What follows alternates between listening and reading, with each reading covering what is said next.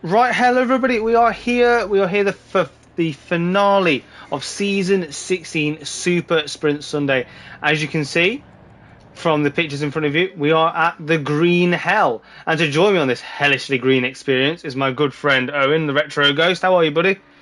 I'm doing very well, thank you, mate. It is the Green Hell, the finale, the track that will make or break the drivers tonight. So fingers crossed, we're going to be in for a good finale send-off for season 16. But we do have some juicy details to go over before qualifying starts.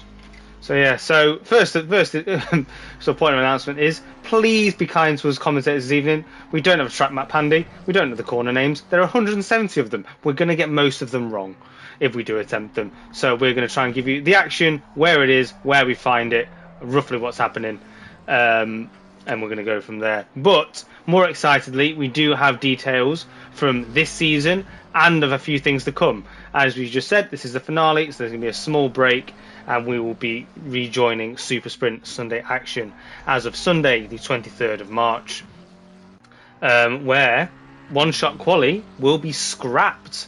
The one-shot quali has been a tough task for all these drivers, putting them under a lot of pressure to get these laps in.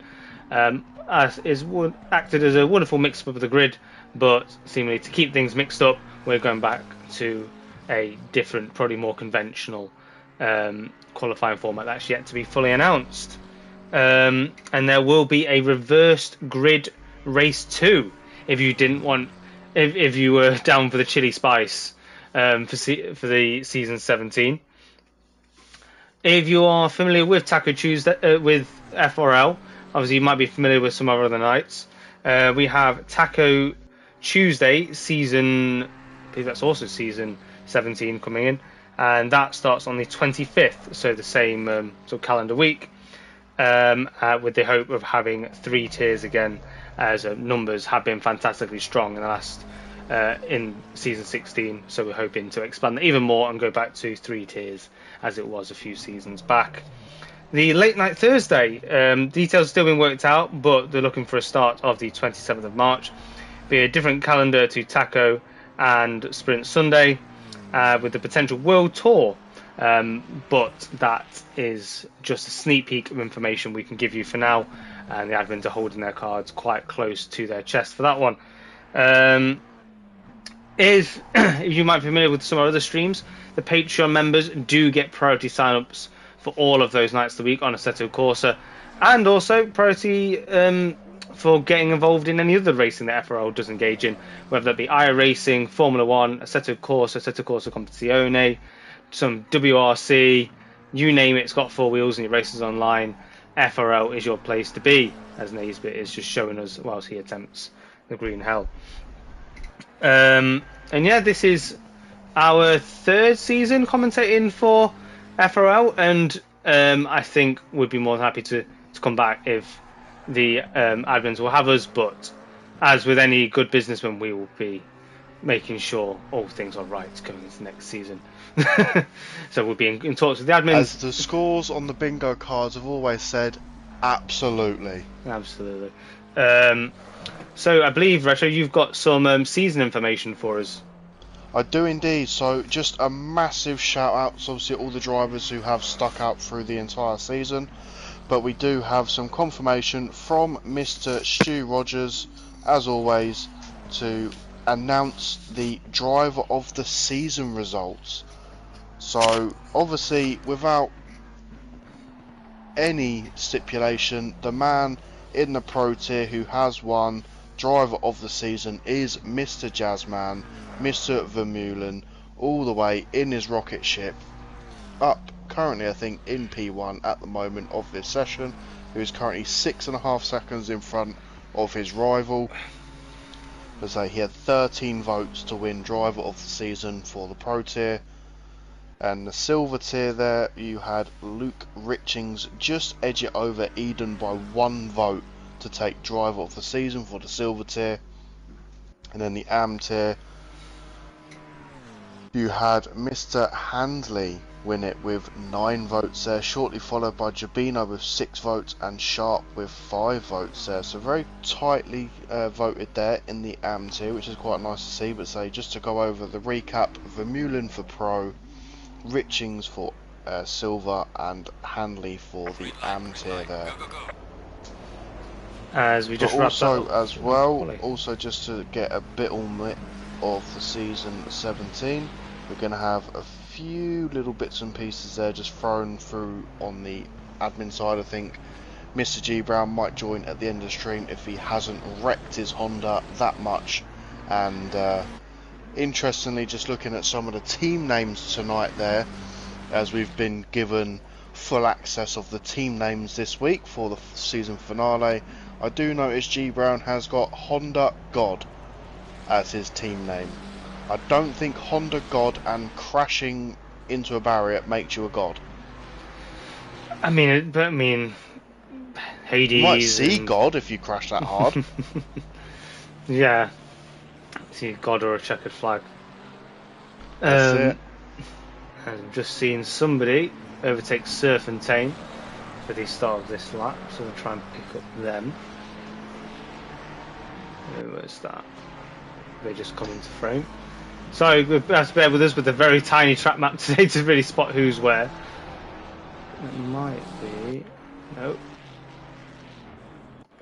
Not Andy, I think it was M1 and McLaren. So guys, just because of the distance of the green hell, I'm pretty sure the qualifying session is going to stipulate only one real qualifying lap, or maybe 2 if they can get their foot down quick enough.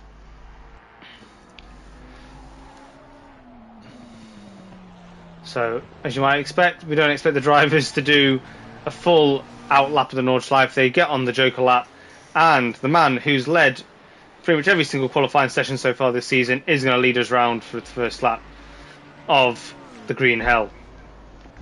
Brakes downhill into the very tight turn 1. Don't invalidate, otherwise you're in for a world of pain. You can pick up time throughout the rest of the lap where it's significantly a bit more obvious if you've or less. I think it's sorry, get my words out. It's less beneficial to try and cut corners once you enter the exterior circuit. As Mr. Honda God gets himself passed by Vermeulen once he's out on his Joker lap, as he goes round hairpin.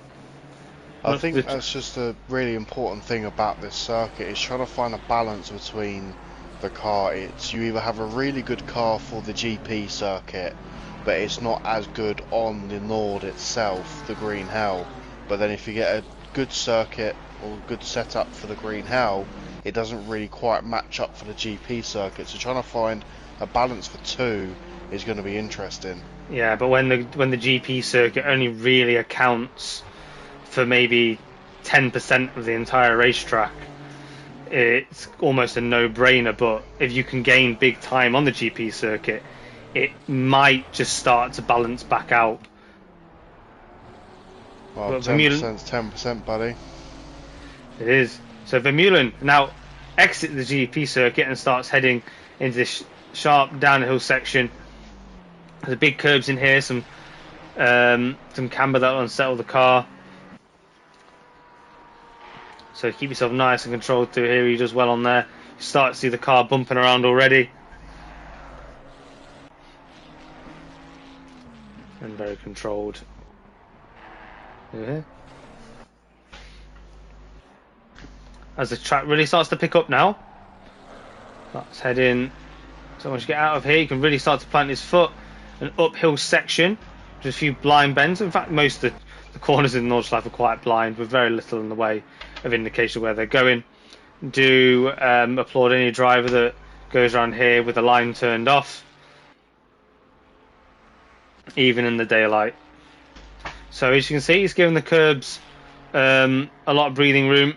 He doesn't want anything unsettling his car, maybe having to adjust and lose speed for the next part, especially where he's basically flat out in here. Very easy corner to overshoot this. You've been carrying a lot of speed for a good few miles. Go downhill, avoid the outside off camber. You're very, very fast through here. Downhill once again. Totally blind, fast left. But finally having to spot a bit of light braking up here as he heads into the foxhole. And then out again, like he's caught something, and fires down towards an even tighter section. Takes a lot of speed there. You almost heard this, the screech, the rear tyres. He's managed to pull it under control. So we did see this man, the man who's been fastest so far in the season in the Pro Tier and top to bottom, put in an 8, or was it 8:05 he put in earlier? Absolutely crazy numbers. I'll be lucky if I can get around here in 9 minutes. I mean, anything sub 10 for me is a win, but I mean... Hey, Sabine Schmitz managed to do that in a van. Yeah, but I mean, I'm not going to underestimate the Queen of the Green Hell, to be honest. I mean, Yeah. She was an absolute sensation. Yeah.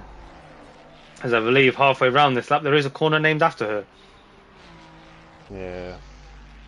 I believe correctly it's a Schmitz curve.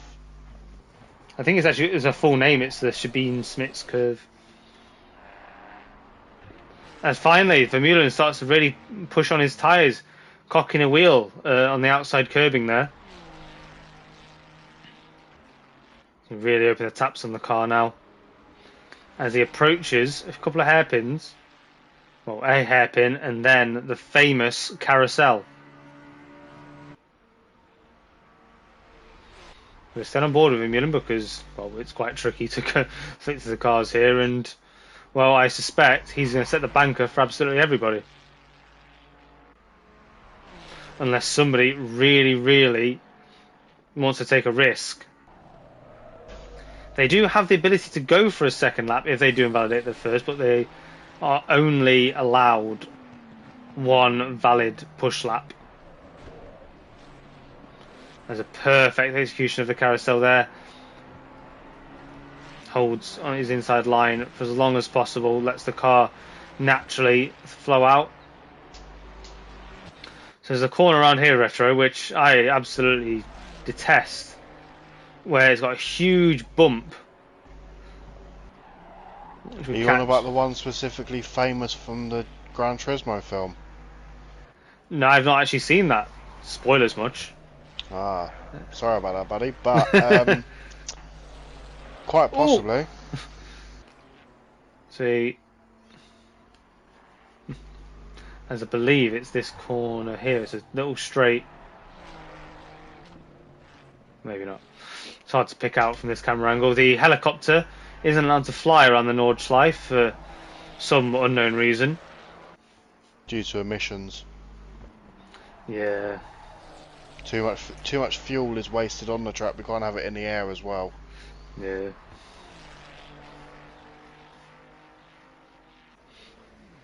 Vermeulen finally coming towards the end of the lap, as he's going to really wind up his car, see how much downforce he's allowed himself to have off, because there is definite time to be gained on this back straight you can see on the track map to the bottom right.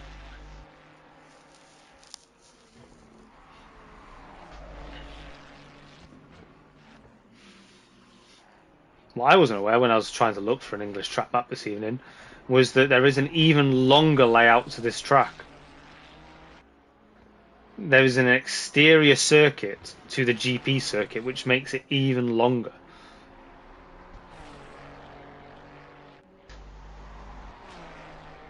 I don't know where you'd look to regain that life back should you drive around that thing.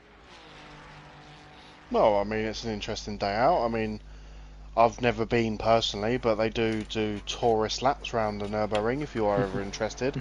Obviously, rule of thumb, heaven forbid, if you do have an accident or do a whoopsie or do a G Brown or a Gedman and test a barrier or test any form of safety aspect on the Nürburgring or do crash your vehicle, it costs a fair few quid to replace, repair, or any form Recover. of medical services that you may have to use. It is very expensive if you crash at the Nürburgring, so bear that in mind if you do want to try out your GT3 skills in your mum's Mark 1 Focus. As the first lap comes over the line, and Vermeulen has treated us to a 8 minutes 8 second lap. I believe Serpentine was the next man to start pushing towards the line. And he's got, is that Handley close in tow? We missed out on Karuna. Very lucky there just to keep his lap valid and at the wall. And Serpentine, what can he do? Puts us an 8 minute 29 lap as he destroys the marker boards for turn 1. Picks up Travagioli, who actually got himself within 5 seconds of Vermeulen on the practice. But as he comes towards the final turns, he does have a car right up his jacksie. So are we presuming that he's made an error? Travagioli is going again, so I can only presume that's an invalid lap, as it looked like we had the marker boards bouncing around the background there. How strange. Car number 36 also comes towards the line. That's Coppens. Just seen actually 444. That is Kukumalakis. Set time half a minute off the pace. Stay on board with Coppens as he heads towards the line.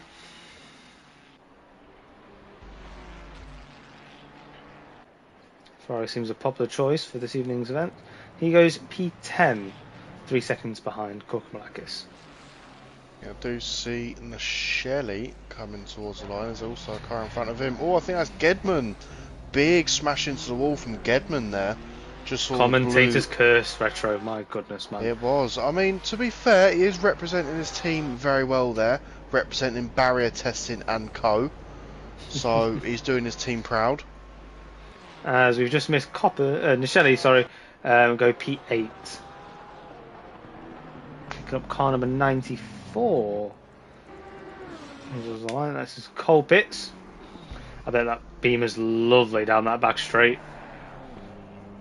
Well, I think the only experience I've ever had driving down that back straight was when I was using the Ferrari. I can't remember what rear wing I had, but I was just reeling in a BMW and a Porsche like they was just stationary. That back straight, the slipstream is amazing. Colpitts very successfully puts himself P7, as we've noticed the AM drivers really making a good showing. P5 and P6 for Hanley and Sharp. I've got car 51 about to enter the back straight. This is De Rick, one of the championship contenders from the silver tier, in his all white livery. I wish we had a hood that we could go on to see just how quite how fast he's doing. In fact, we do, I think. Go on to drive.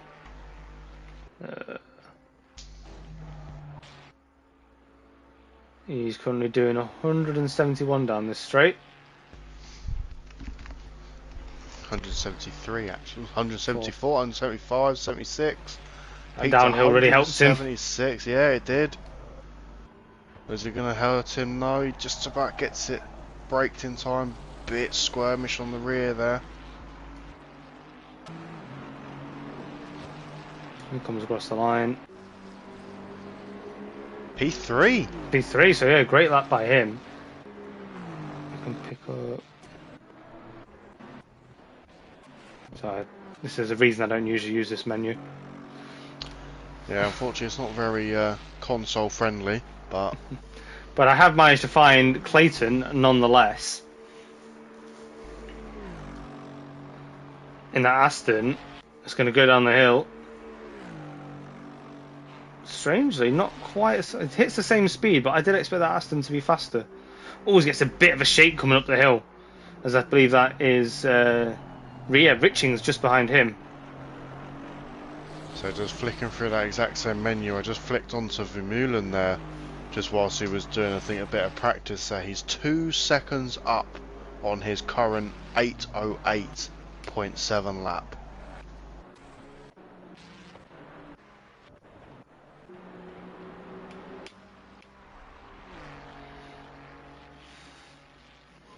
I don't know what the admins will make about that in what I believe is meant to be sprint qualifying. But we'll come out of that. Who's car number 71 and what time are you going to give us? Van der Waal. Now there's obviously a surplus of marshals around here, so Van der Waal really needs to keep his temper under wraps this week. We know it's a difficult track, Van der Waal, but there is no need for retribution in the Green Hills.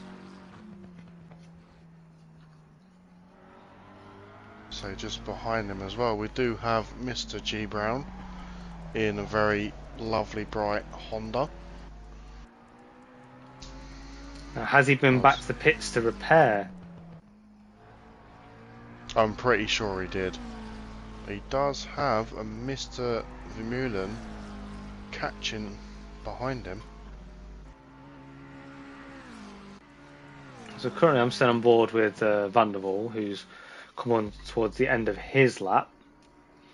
We've got currently 11 drivers that have not been able to set a lap, but we do have a lot of post-session running just because of the length of the lap.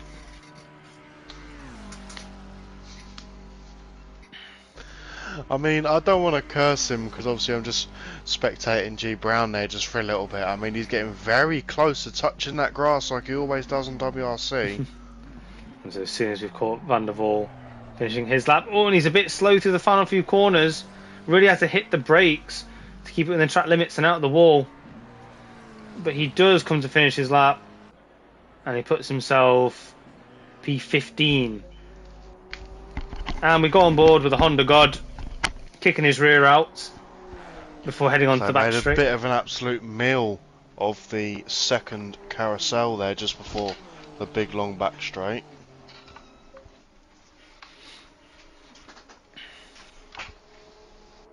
It looks so dopey, that Honda, doesn't it? But does dopey mean quicker? Well, I think Brown's about to show us. Joke's on him for being on if he is playing in a cockpit cam, he's got a left-hand drive view for a right-hand drive clockwise circuit. Sucks to be him. But he takes the last few corners well, so give him props where it's due. And the Honda God powers towards the line, takes himself from P27 up to P11, so finds himself right into the middle of the pack.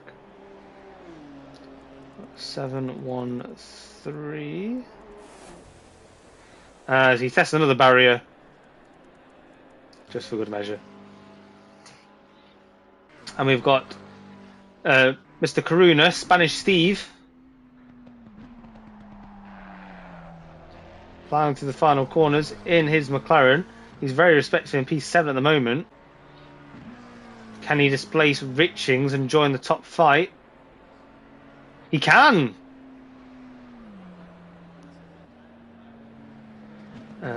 So yeah, great P3 for him there.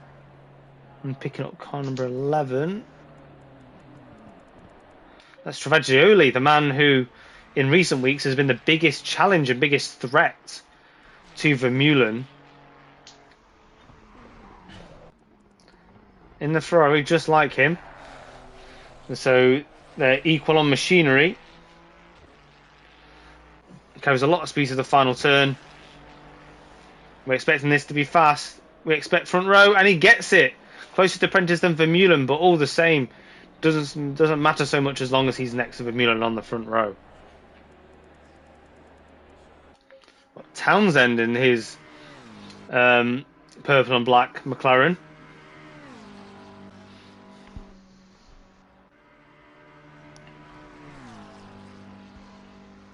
So this corner looks easy from the commentary box, but I promise you, I've tried to do it myself and trying to judge your braking correctly for this final turn.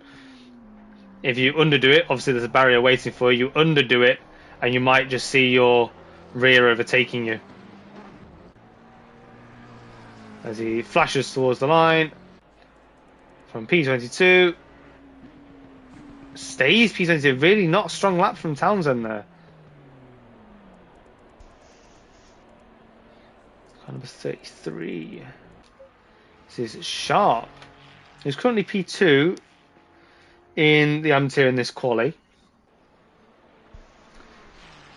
He's only 4 seconds behind Handley. Obviously, a normal track, that would be disastrous, but you kind of have to times everything on this track by about 7 to really see what the pace difference is over a normal circumstance.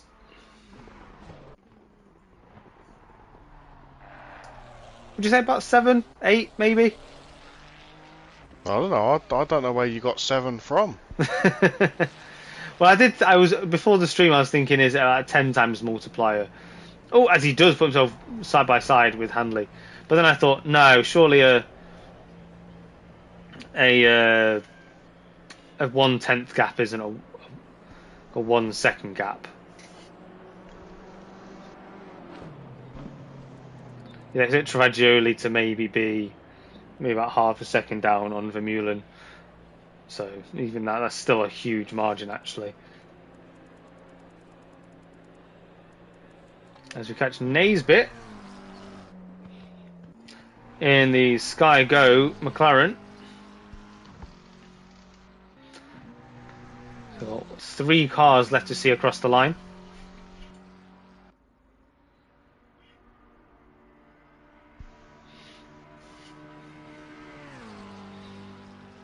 So just whilst we're seeing these last few come across the line, quick reminder of our format for this evening, which is this qualifying, which you're seeing right now. Yeah, it's going to be a long, long night.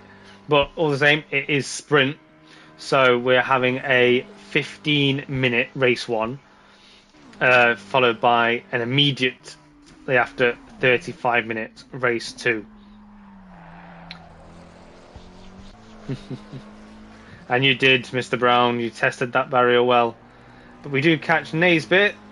Comes towards the line to set a time and puts himself up in P11 just ahead of Colpitts.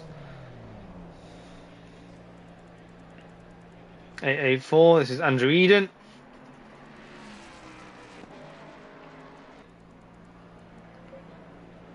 He's currently P14. Stays P14.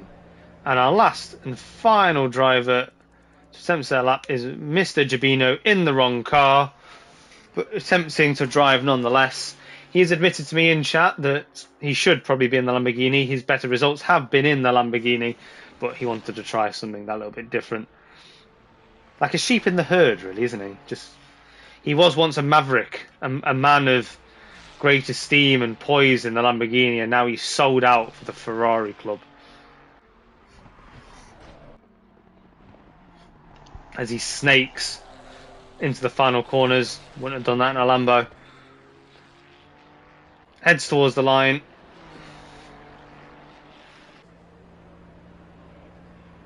And wow!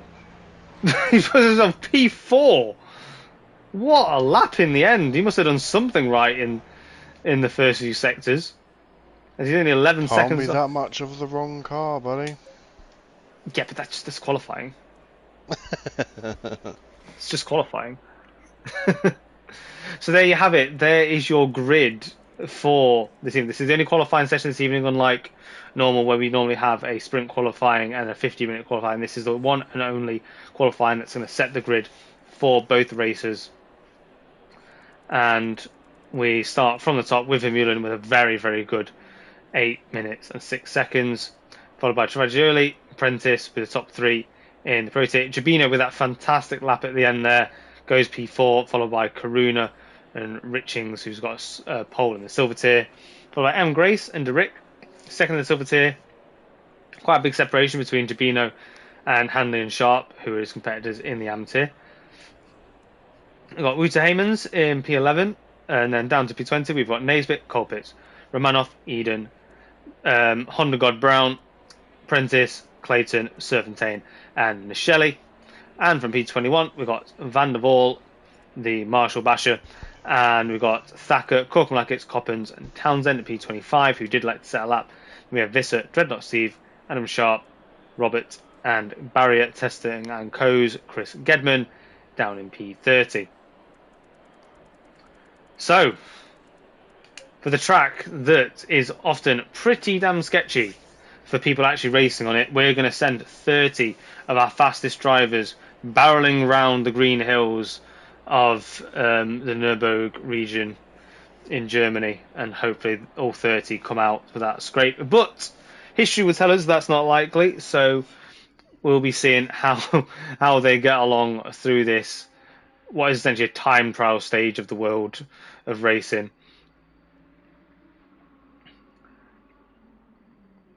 So we've just got a few minutes while the drivers try and pick out exactly how much fuel they should have in here. You mean I wouldn't want to think about trying to set fuel for this track, would you?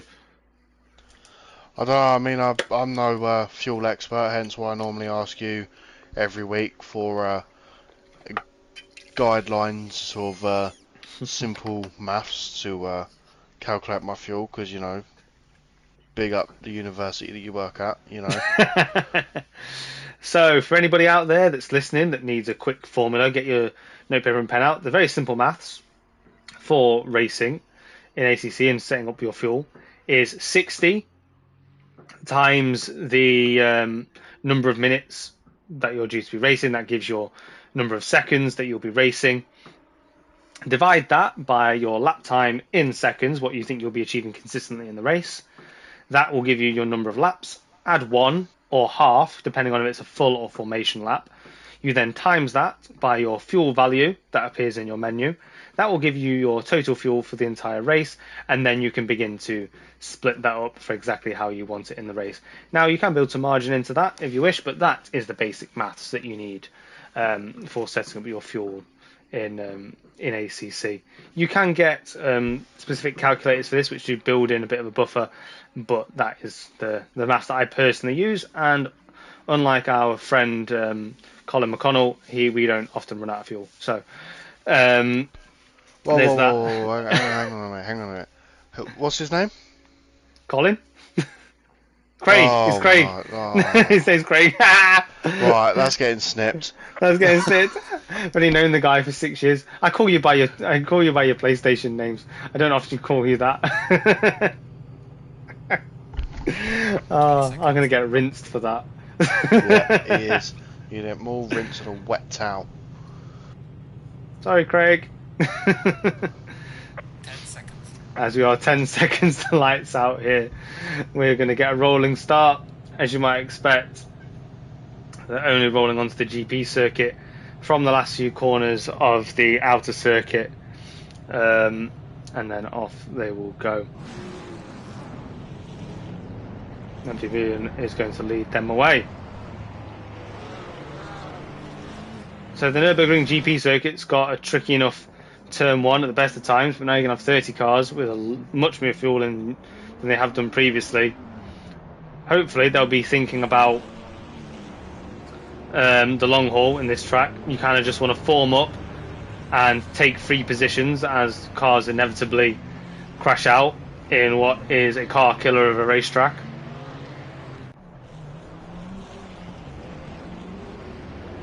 Now, what would you be thinking if you're Travaglioli here? Do you just attack for the whole GP circuit, or do you genuinely just try and take the fight to Vermeulen throughout the course of what's probably going to be about a couple of laps?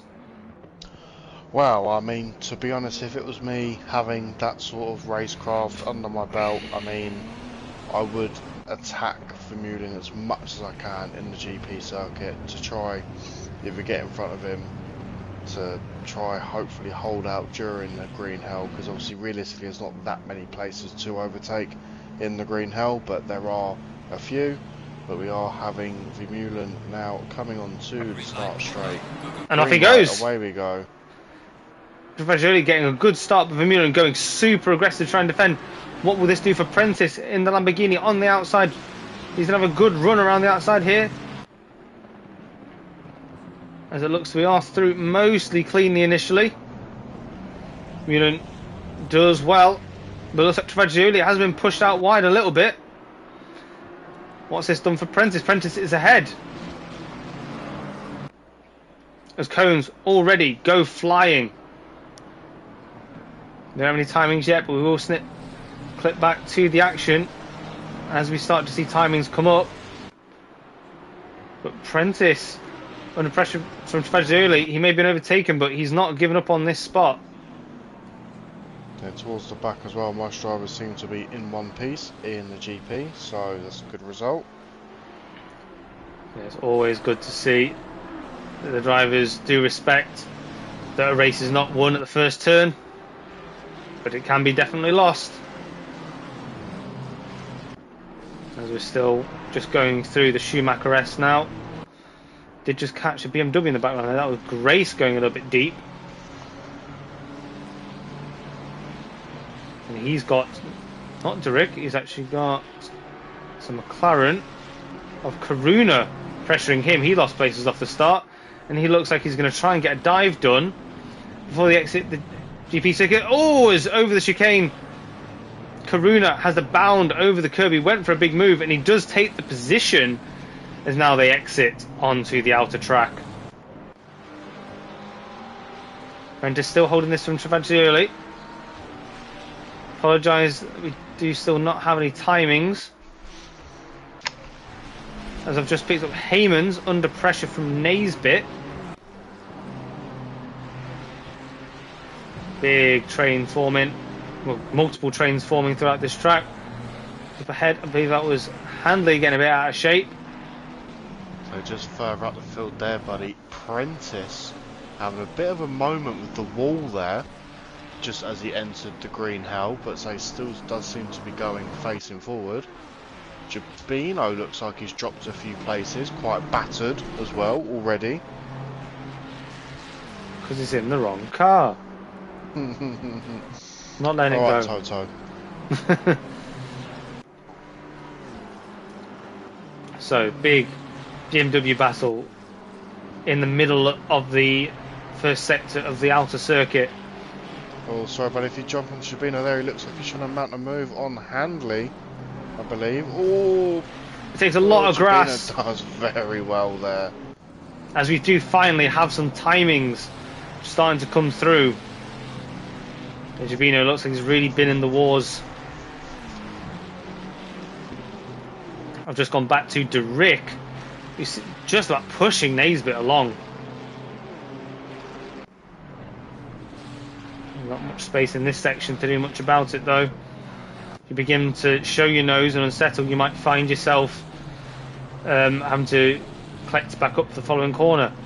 Through the foxhole, a few drivers electing to clip a bit at the curb. A bit of extra turning. But Naisbitt has caught the back of Heyman's, showing his nose to the inside there, straightens himself up to go through here.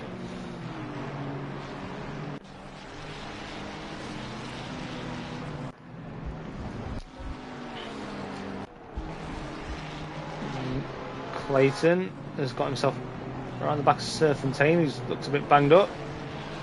I'm going to go back up to this battle front.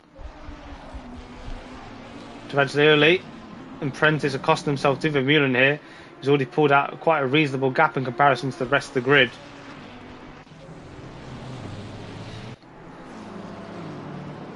I'm quite looking forward to the back straight here. They've all been very respectful, but straight line speed will come into effect, I'm sure of it. There's going to be huge slipstreams by the time we get there. A fast section coming up next. So slightly further down, I think. Oh, sorry, we've got Grace trying to go up the inside of Karuna. Sorry, Retro, and he's made it. That BMW speed through the fast section has paid dividends. So, who are you sending me to? I was going to send you to Q Robert there, who made a bit of a mistake, but Sharp right behind Cork Malakis there. Oh, it's not updated actually. Q Robert has. Oh, Cork Malakis has had a snap. So Sharp looking to make a move on this. So Cork Malakis really suffering from a lack of speed through here. Ferrari gaining so fast this Sharp just behind. Ooh, just flicking through the pack there. Further up, the battle that you missed, Grace and Karuna there, going right to the wall.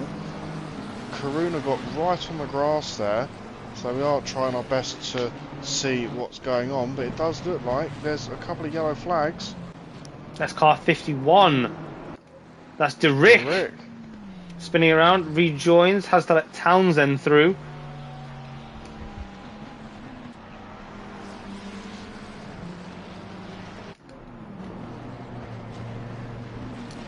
Karuna really attacking the curbs to get back after Grace. So just behind as well, we do have Handley still in the mix. Just behind that as well, Jabina and Richings as well. I've picked up Brown, who's under a lot of pressure from Romanov. He was up behind Colbitz now, but I'm unsure if he's made a small mistake, and that's dropped him back into the clutches of Romanov. So towards the back as well, Sharp still behind Korkmalakis there. They did close up quite a bit there. It does not look like Korkmalakis is having a great time in his Porsche down in that position. The P19.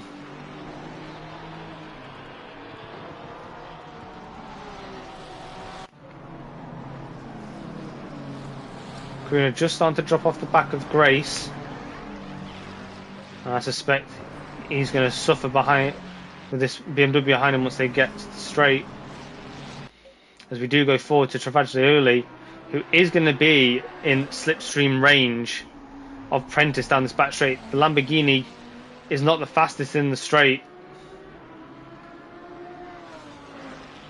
whereas the Ferrari is on the sort of top half of the faster cars in the game.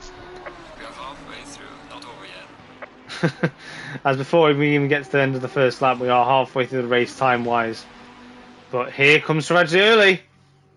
He's already flicking to the outside, loses the slipstream, gets back under it, finds the slipstream once again, comes to the outside again as he finally escapes slipstream and the disruption of the air. Side by side, Cruci Jabino, so Prentice is going to have the inside for the next corner. Does that mean he can get ahead? He's going to have the inside again. Can he get his car fully ahead? Oh no! Oh, as Travaglioli absolutely sends it. Inspects the barrier. Okay, the leader is on the final lap now. Give it all you can. As we enter the final lap.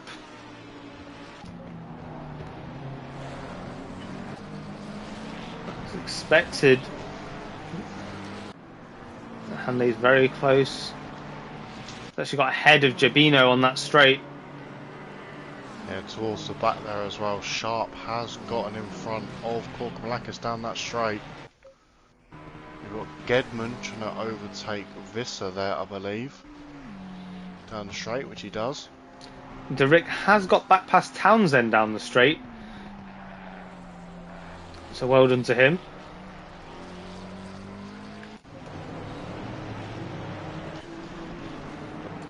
So picked up Jay Prentice, who exactly named himself the Trulli Train.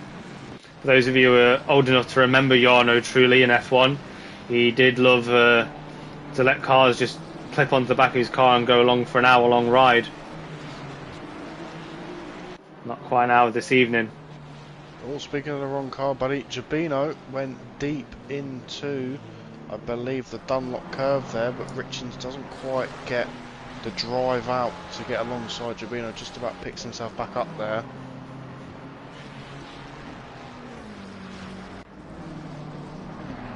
Jabino really in the wars this evening after qualifying so well. Qualifying pace and race pace is not quite the same thing. He's doing well to hold on to these positions, but there are some very experienced racers around him. And crucially though, he has lost the lead of his tier to Handley in the process.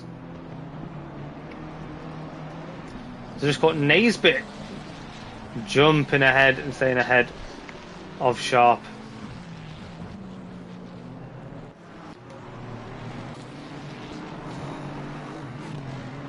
So Brown being closed in from both sides. All seemingly struggling to get past Colpitts in the BMW.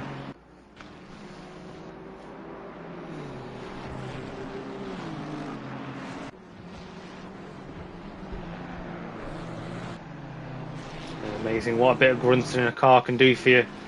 Colpitts acting as the trolley train for Prentice. Oh, as Prentice, we just see in the background, goes sliding. Regains the slide, but that's lost time to him to Eden behind. And then, as you see, Colpitts in the BMW put the hammer down as he gets onto this faster section of track.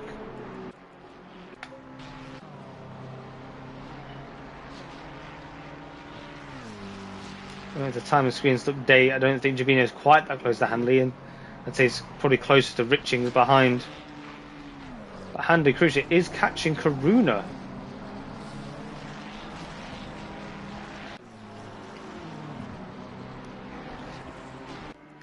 Travaglioli, despite his crash earlier on, has managed to bring the deficit back down to Prentice.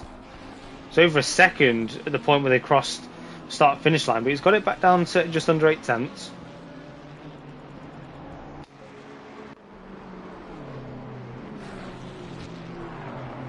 So Romanov not been able to hold on to Colpitts, so has left himself a little bit vulnerable here.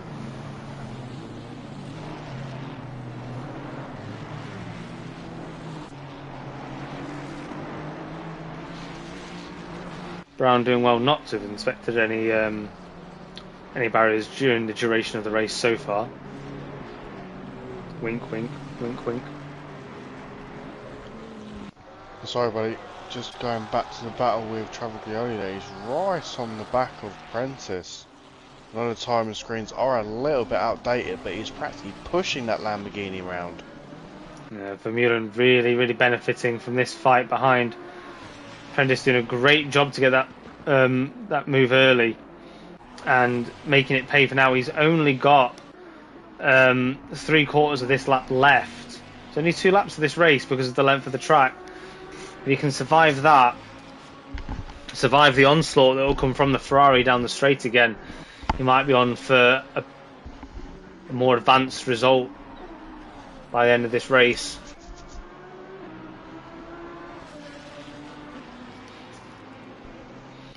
Yeah, Travaglioli. Is he really going to try and get it done earlier than the straight? It's a fast bit of racetrack here. There's definitely a speed and the width to do it. Oh, what can he do on the brakes? Let's hold a tighter line through there.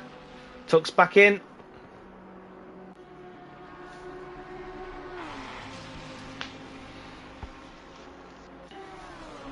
I think he's had to lift off through that section just to make some of the corners. But now back on the attack. Oh, big spin from Karuna there. Karuna spins and hits the McLaren. Oh, as we've got multiple cars going round. I believe that was. There was a Sky Go McLaren. I didn't quite see who it was that got involved in that crash. I can only assume that was Naisbitt. But he could potentially limp that home. Oh, he's just got Prentice go a little bit deep.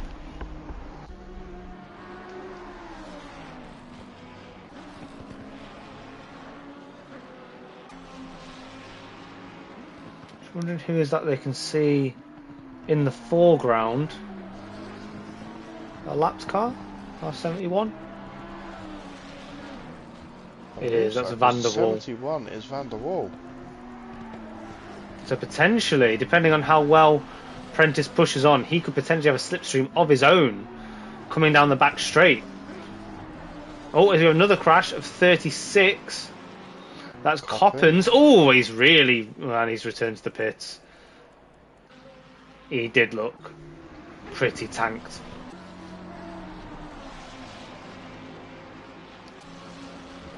Van der Waal is closing. Oh, as Prentice goes deep and onto the grass. Then Vax tried to up with the inside.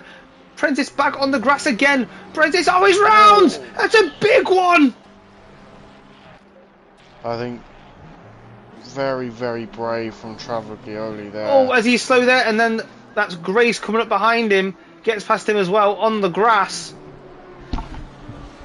So Prentice doing everything he could to try and keep the pace up in that section and just fell foul to it. Huge spin from Prentice. Now Travaglioli should be able to overtake the back marker nice and easily down the straight. Doesn't need to lift off much. And gets it done immediately. But now we have Sharp chasing down Naisbit, who's all beaten up. Oh, and Naisbit off as well. Naisbit backwards. And then hits another car. And that is... Who was the other car? What colour was the car, buddy? Blue. I think that might have been Romanov. Potentially 69. Serpentine? Serpentine's back in the pits. No, Serpentine was already in the pits there, buddy, but we have missed Mr. Jazzman across the finish line there. So, looks like Prince is going to come home to get a very respectful P4, despite that huge spin he had. Travaglioli crosses the line, P2. followed by Grace, followed by Prentice. Handley P5 there, but obviously a win for the AM tier. Reaching to the P7 and a silver tier win. Naisbit, despite the state of his car. But I'm going to go back to... There's a battle behind that. Oh, G. Brown is backwards. Towards the end of the straight, he's backwards.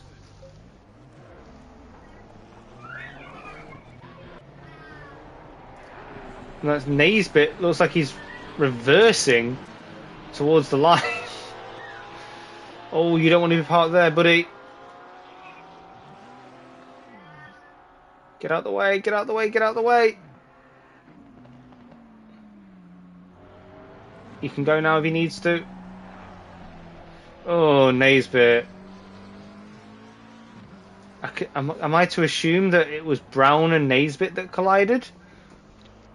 I'm not too sure, buddy, but maybe we might see or hear something about it in the hopefully post-race interview if G. Brown isn't going to file for insurance purposes a claim against whoever. As we've also picked up, Naisbit does cross the line in his battered McLaren. Karuna in another battered now he's just making sure it's an absolute write-off. He's going to come home for what will be a P24. No, P25, sorry. As he's just making sure the barriers are nice and clean for the next race.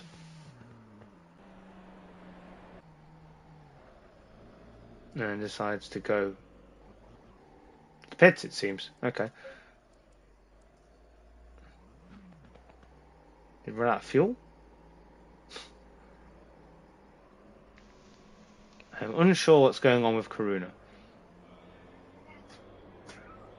But he seems to be I think his car is that damaged, I don't think he can turn any other way. The fact he had to use the railing to get into the pit lane, like when you have a game of bowling, you have to put the barriers up to help the ball down the lane. I think that's kind of what Karuna was hoping for, the barrier into the pit lane there. So Karuna does reset the pits and does finish the race in the pit lane. Unsure if you have to wait for those cars that elected to return to the pits and not continue. But there you have it. There is your top four from the Pro Tier, with the AM Tier making a better showing than the Silver Tier in this one. 2 cars ahead of the Silver Tier winner. There would definitely need to be some reshuffling there in between the seasons. Try and make it a bit more uniform. Well, I mean, as you say, buddy, the Green Hell, aka the Nordschleife, is a fantastic track, but I mean, I think we can all agree to disagree. As much as it is a really lovely circuit, I think from my point of view, I think it's more of a time trial circuit rather than an endurance race circuit, but I mean, that's why there's professionals that do this, and Not us. Well, I mean, I wasn't going to say it quite like that, but yeah. So yeah, Vermeulen eventually winning out by 21, nearly 22 seconds over Travaggioli, then to M. Grace, Prentice, Hanley and Gibino, then Richings, Sharp, Corpitz, Romanoff round out top 10, Prentice P11, Eden in P12, Clayton P13, Sharp P14, Robert P15, Brown somehow, despite the damage, managing to pull it home in P16, then Derrick, Thacker, Koponakis, Townsend in P20. We have Nishelli, Naisbitt, Gedman, who definitely tested barriers this week, Dreadlock Steve, Karuna, Serpentine, Coppens amongst the classified drivers. So we're not quite sure how long we're going to be sat here pondering over if they were waiting for potentially the drivers to set another lap, but don't go anywhere because we have 35 minutes of this following race. We're going to go straight into with the same qualifying standings that we had for race 1. So don't go anywhere. Look forward to that. Just a bit of housekeeping. If you are new here, make sure you like, share, and subscribe to the stream. Even when this season ends, there is more racing going on. We take part in Assetto Corsa Competizione, iRacing, EA's WRC, EA and Codemasters Formula One, amongst and GT7 as well. So if it has 4 wheels, you can race it online. FRL is the place to be. If you're already an avid member of the Discord and of racing here, you may want to consider becoming a Patreon member, so you can get up to date and increased access to everything that goes on here. You get priority sign-ups to the new season, to special events. You can reserve your own driver number. You get your own practice server. You get the early scoop, earlier than us commentators. Imagine you get to know about stuff that we're going to talk about before we even talk about it.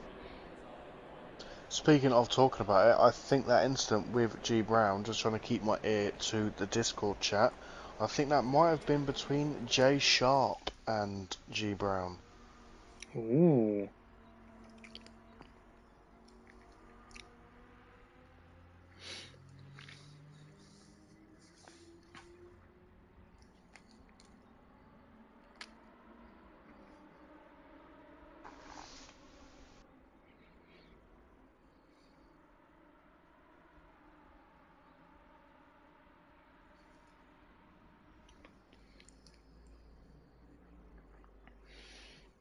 So not long now until we get into race 2.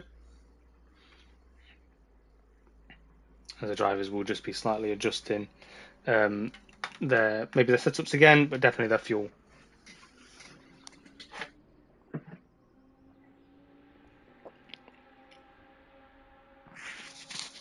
So I just need to run momentarily and just grab something. I'll be back in just a moment. How dare you leave me? That is not professional there, buddy. I mean, you leave me with a stream all by myself.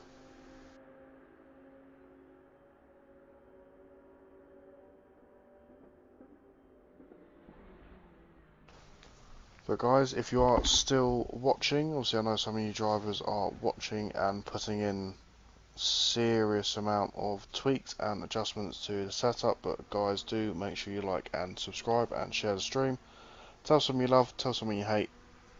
Spread the love. FRL Formula Racing League is the place to be, and so you can join a Patreon membership as little as £3 a month. It covers absolutely everything sim racing related. ACC, Assetto Competizione, normal Assetto Corsa, iRacing, WRC, as G Brown does love a bit of drifting across the grass. We all do cover it, special events, all that kind of stuff. Absolute fantastic thing to have in the server to prove you're a dedicated member. And like my good friend Greg said, you get more rights and priorities, more than us commentators get. I mean, what more do you want than that? 10 seconds. But we are going to possibly have a race start without the main guy there. Right, back just in time. And the cars are rolling away.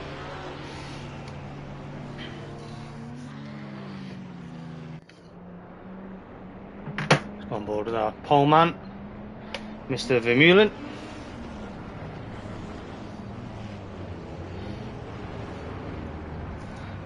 Now, we don't expect all things to transpire. It wouldn't be racing if everything happened the same again, but I'm sure Prentice will be hoping for a similar start, but a not so similar end to the race this time around.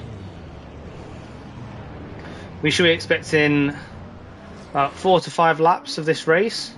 Obviously, with a slightly extended time, we do expect that maybe some drivers will be able to go into the pits and still come out and still recuperate some of the time that they lost in incidents.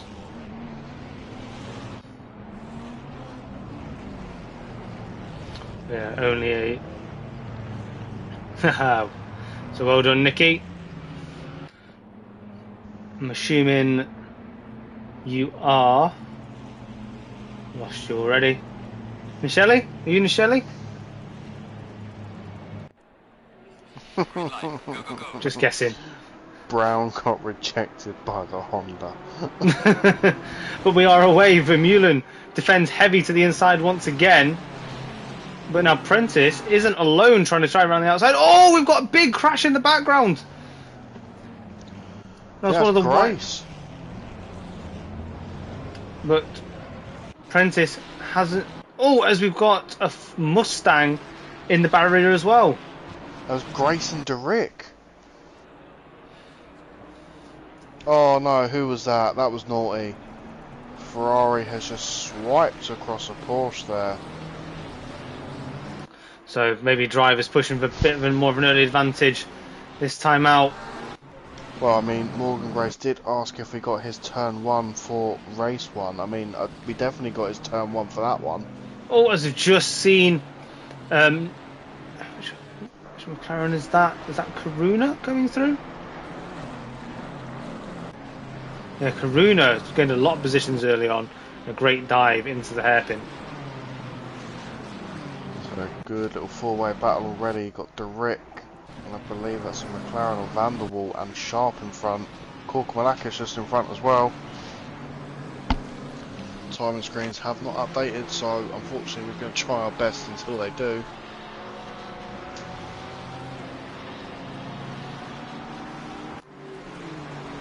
Big send from Giobbino there, overtaking Richins. So just had to see Eden go defensive on the Aston Martin of J Prentice there, as they start to exit onto the outer track.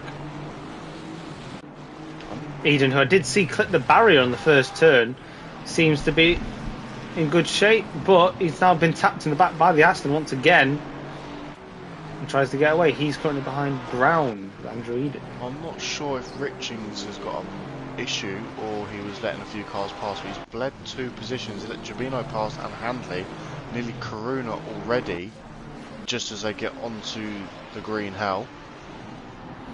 Giobbino, yeah, bleeding places as well.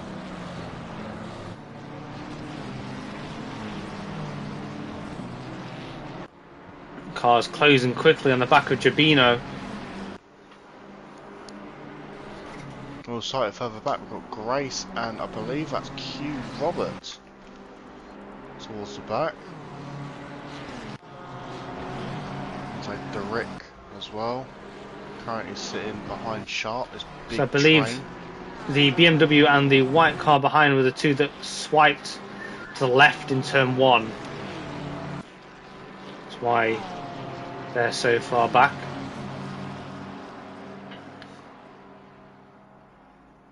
The Pro Tier driver approaching the back of Q Robert here. Going to consider him easy pickings with his pedigree, as we are starting to get some timings for the timing screen. Vermeulen, as expected. in the wall. Karuna's facing back. Oh, as you go further, and that's Eden in the wall, and that's Serfontaine in the wall, and Korkmalakis runs into the back of him. Oh, big pile up, big pile up.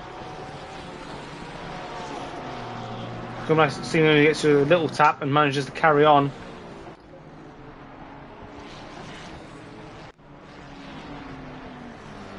So, a lot more being risked in this second race.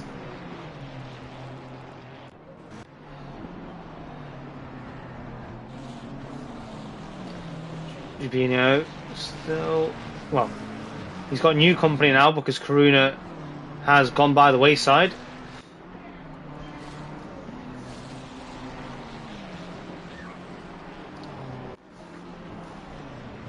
And he's a bit closing on Sharp fast.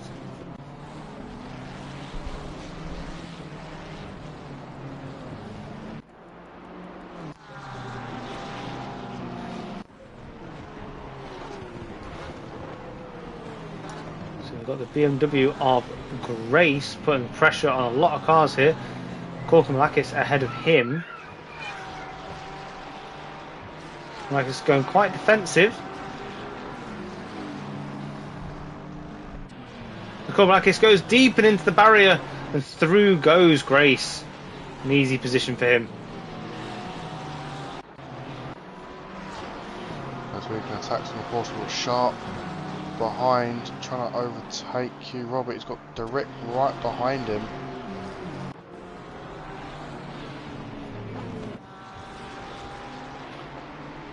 Robert in the Porsche being taken from the inside, now on the outside.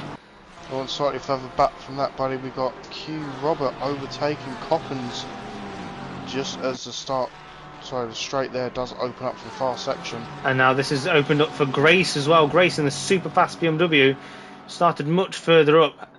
It's a huge fight back through the grid. There's only so many corners he can really push on this track. Pressuring for mistakes here is M. Grace.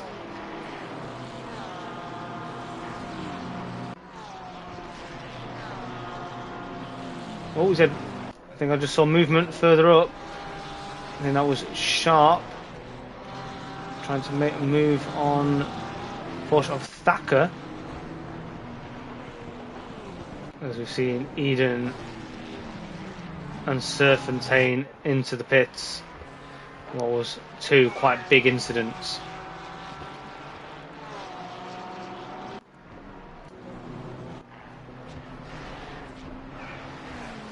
Naisbitt looking in a lot better shape than he was at the end of the first race, putting a lot of pressure on Sharp.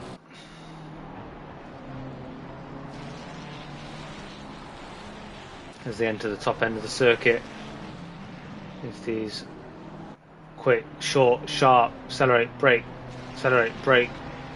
turns as they come thick and fast at you. Got to know what's coming next.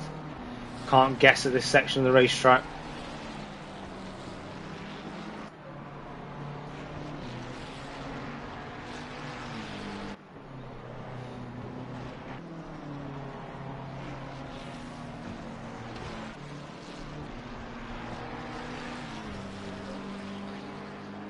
Still on board with Sharp, Ferrari on Ferrari. Gibino, we have said from earlier on, does seem to be struggling. I think he was caught up in something at the front. We do have Naisbitt hot on the heels of Sharp. He did close up quite a lot through that fast section there. Oh, then we have Gibino going off track, kicking up dust. Regains the car for the micro carousel.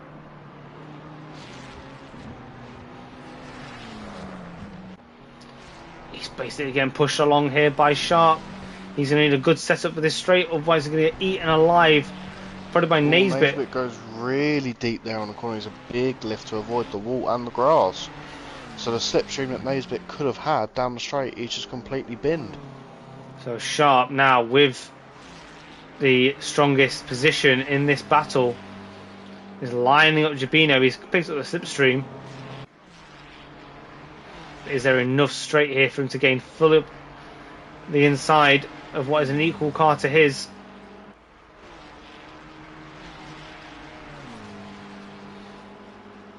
Naisbitt may just have to sit back and watch this one until he can gain up again. But other battles, we've got Romanoff chasing down Colpitts.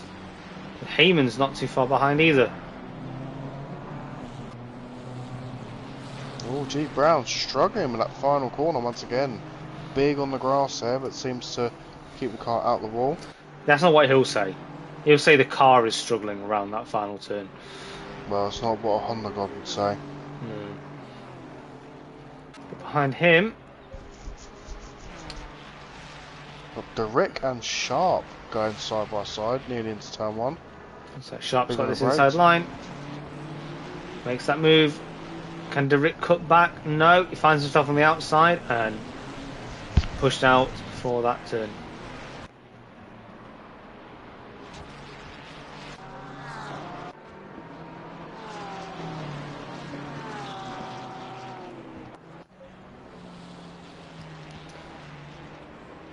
So Gibino, despite all the pressure, is holding on to this P6.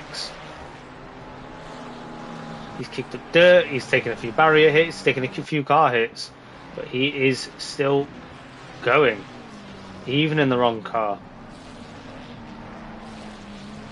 Interesting to see there that Handley in P4 has the fastest lap at the moment.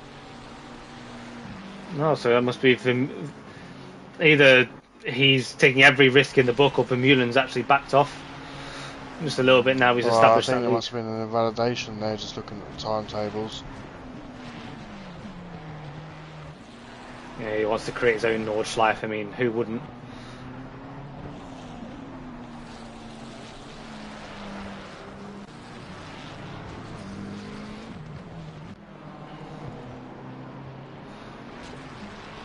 Gibino not quite holding the lines that he wants to, but seemingly is doing super well in putting the power down.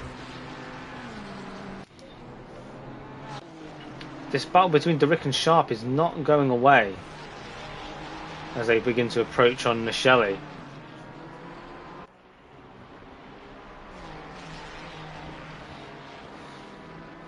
Nisheli's been bleeding time to this group.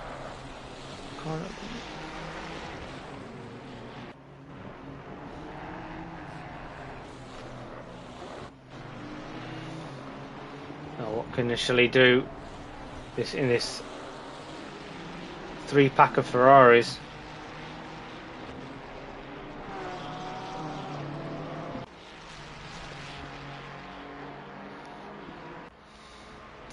There's only so much the car can do for you in a track like this. You've got to be brave, you've got to be committed. It just looks like Nisheli just isn't quite taking the risks as the other two are at the moment, but seeing them in his rears, he has added a bit of a gap. So maybe just starting to take a few risks.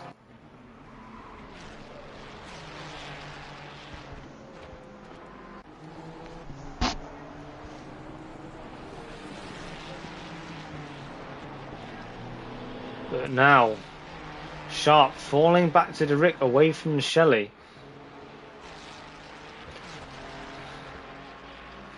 In a long track like this with minimal overtake opportunities, Derrick would not have been happy to give that position up. I know you would be on any track, but with the limited opportunities to get this back, he's going to be driving angry. Well, speaking of angry, we've got Mr. Karuna for speeding in the pit lane. Gets a stop-go 30. Ugh. And where do you even serve that, really? Yes, by the time he goes round, the race will be half done. Now, right towards the back, Clayton in his quite beat up Aston, closing up on Visser and Kovalakis, but Visser, under pressure, has gone off. Clayton doesn't risk it. And instead, he's going to try to go now on he the does. inside. Oof. Yeah, the Aston doing very well to hold it on the inside there, finding the fast spot at the track on the outside and powering out and around Visser.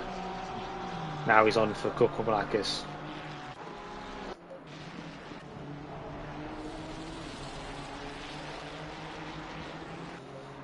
Sharp once again picking up speed on Nisheli. Brown will be quite happy that ahead of them he is keeping himself to himself.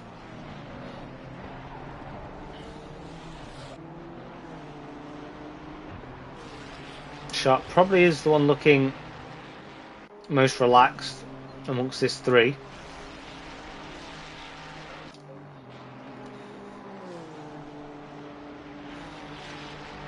Let me see. Jake Prentice, the trolley train. Pushing on. Naismith is starting to regain on Sharp and Jabino. This long fought battle for P6.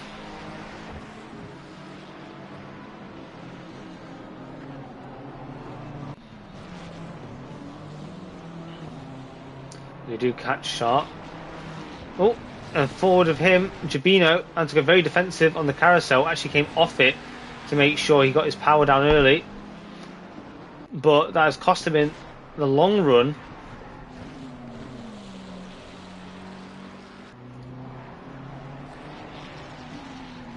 The Sharp right there. And the slow of both of them has allowed Naisbit to put the pressure back on Sharp.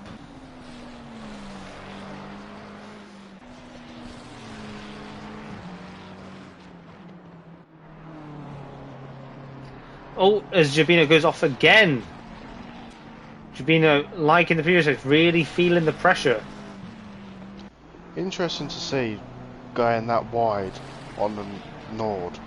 Is there track limits? I mean, surely there must be. As we see Naisbit flashing Sharp. I wonder what that's for. We didn't quite catch that. We've been on Karuna. On Jabino, sorry. As we catch Naisbit, catch a little bit of air. Ooh, Jabino off again. Big set. Oh, was it a collision? No. That's Sharp in the wall. Oh, and then Jabino's Jabino off in the again. wall. Jabino wall riding. What does this mean for Sharp? Can Sharp get through? He does. Jabino's still. Oh, is it then he becomes a bit of a roadblock for those coming up behind? That's Colpitts and Romanoff and Heymans.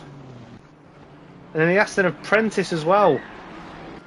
I believe this is roughly the same trolley train that occurred in the previous race. With the trolley train himself actually bounding off the edge of the carousel. Now Jabino finally resettling back in. But he's got a mighty fast Beamer behind him now.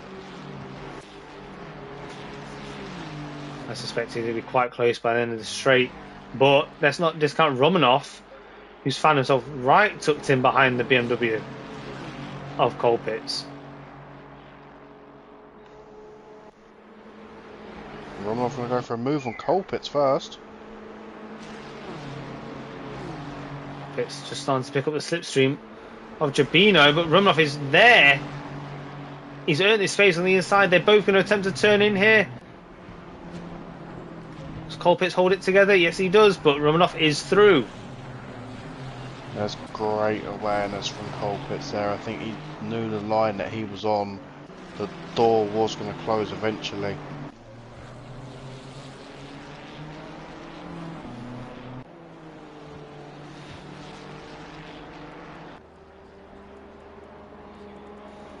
Oh, big send from Romanoff. Not quite enough. So yeah, Romanoff looking punchy. And Jabino has definitely been one of the most unsettled drivers on track this evening. They're only halfway through. He's going to have to really collect himself if he wants to salvage this race. We've sought 4 seconds to Sharp. And then another however many seconds, 4 or so seconds to battle ahead. He's got a lot of work to do. Especially as it looks probably at this point more likely that Romanoff is going to be able to mount an attack than Jabino is going to be able to on the cars ahead of him.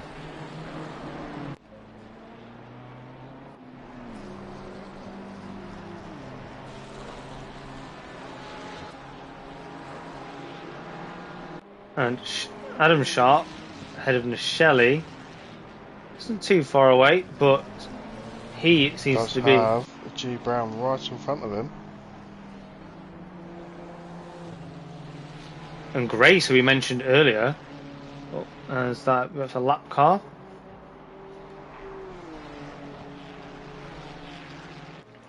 So can the Honda do its things by the time it gets off the GP circuit.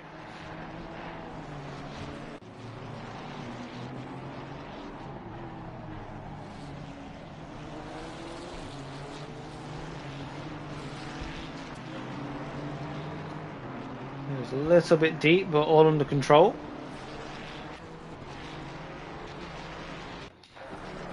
And ahead of them, Romanov, like we were discussing earlier, putting a lot of pressure on Jabino.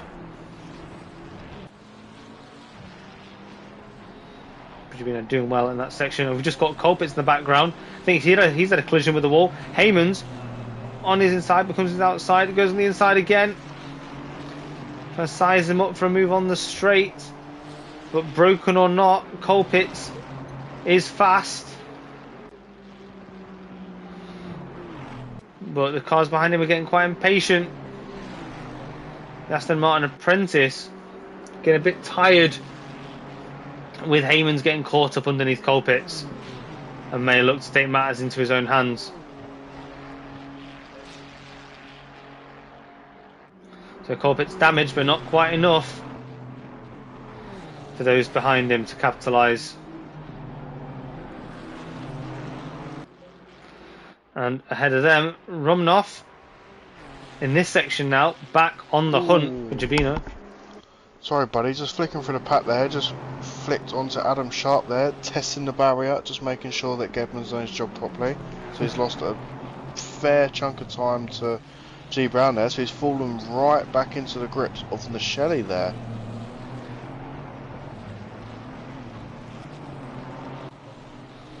Yep, there he is, you can see him on your screen. And further back though, there's a nice little Porsche battle. Jay Thackett and Q Robert coming into the foxhole.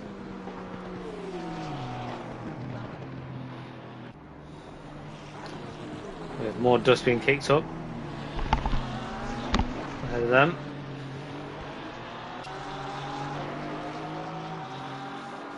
So yeah, one of the most annoying things about trying to get past a Porsche, all they've got to do is plan for their exits and that thing just takes off out of corners. But one thing that Q Roberts seems to be doing better than Thacker at the moment is carrying the speed of the corners, allowing them to stay close, keep the pressure on.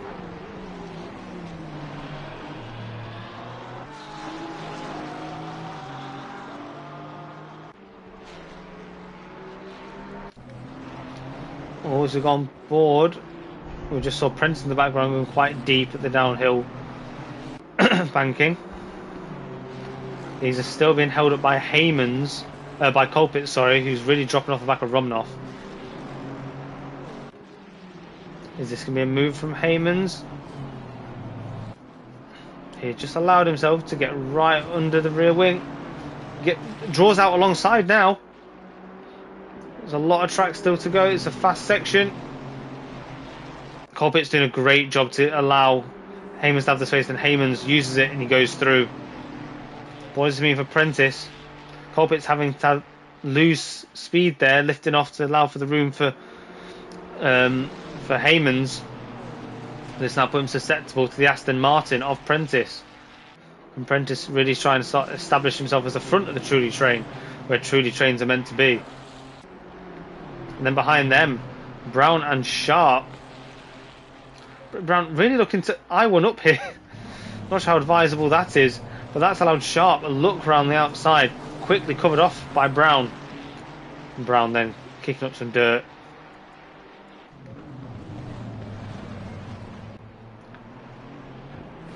And just looking at the sort of deficit. Oh, and that's Naisbitt. Naisbitt backing in the barrier for the second race in a row. Doing his best to try and pull himself out of it. Almost looked like he was about to get himself beached as he just gets out of the way of the BMW of Grace there. So that's another position for him on his fight back.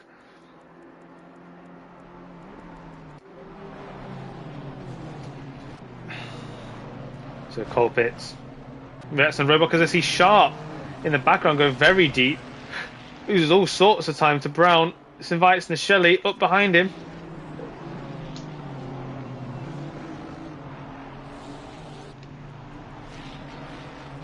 Car 79 Sweden in the pit lane. I believe that's Mr. Gedman.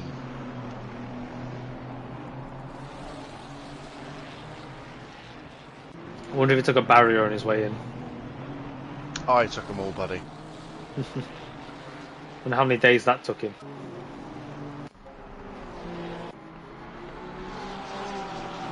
So yeah, show some love to your admins. They test all the barriers. Takes them a long time. Takes a lot of commitment. Just as much as Q Roberts going to have to put if he's going to make a move around the outside of Thacker there.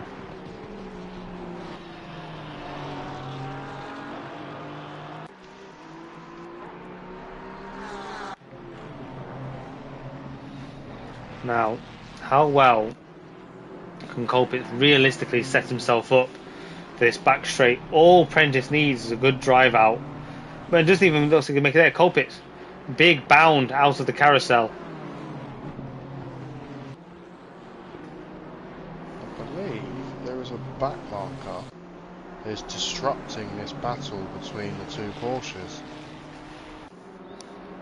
Oh, as we see, Prentice already alongside. Looks like he might even have his nose already ahead. He is fully ahead. What about Brown? He's getting overtaken by Sharp. He's not quite got it done yet.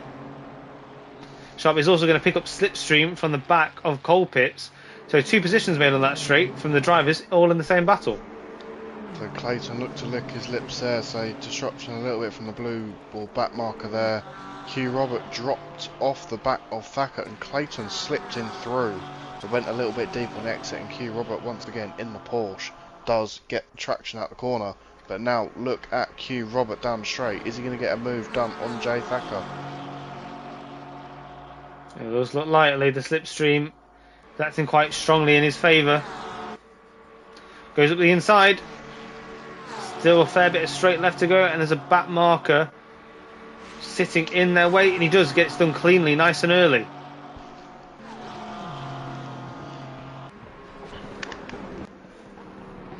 And all the while Clayton has to just sit back and watch.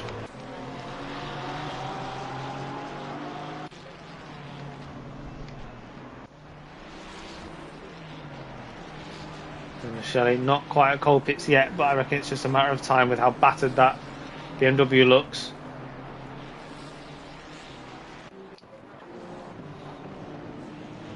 Closest battle on track at the moment is this one for P17.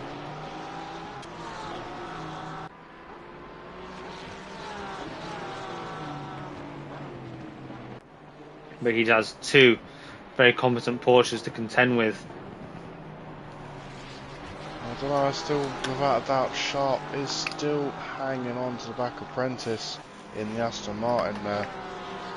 Down to 0.5 of a second, 0.4.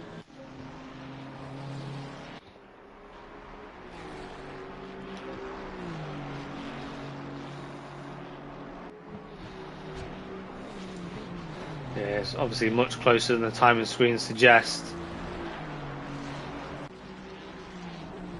As you can see in the background, Shelley definitely closing up on Colpitts. This is he does have enough time to take this.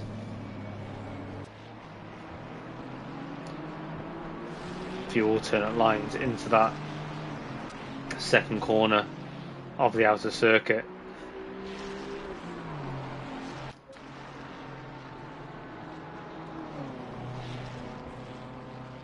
Shelley should be much stronger through this section. The handling of Colpitts being very compromised.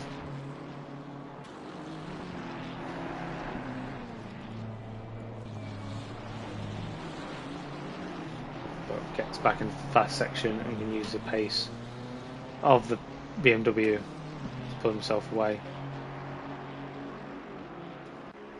This is Jabino that's starting to fall towards Prentice and Sharp, so I wonder how this will fall into their battle.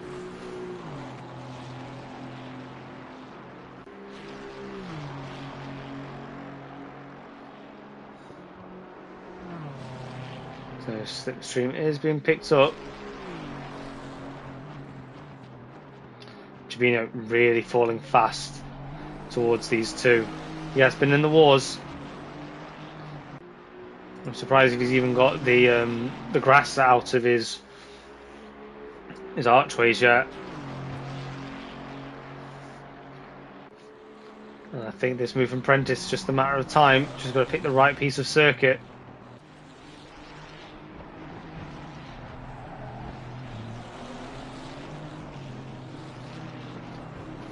I'm just not looking confident. No. Oh, and just like that, Sharp has managed to sneak through. No one saw that coming. Was so focused on Prentice maybe getting Jabino that Sharp has just slipped his way through.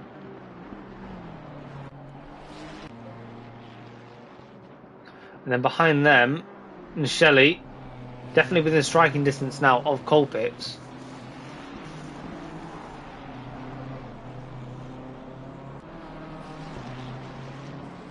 Colpitts, good management for a man so beaten up.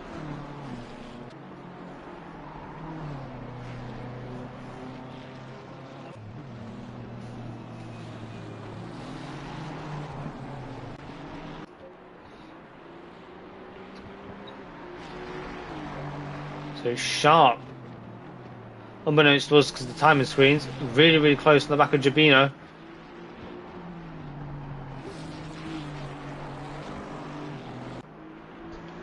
So 0.5 of a second.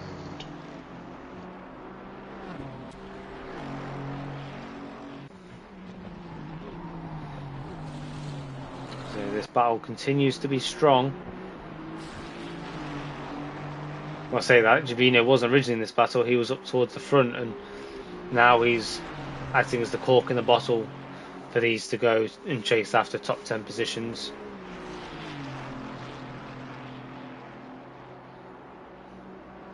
So Sharp looks to show his nose to Jabino. Around this track though, on some fast corners, at your own peril. Oh, the bit of Jabino's breaker might have caught Sharp out there. And this has allowed Prentice to come back into the fold.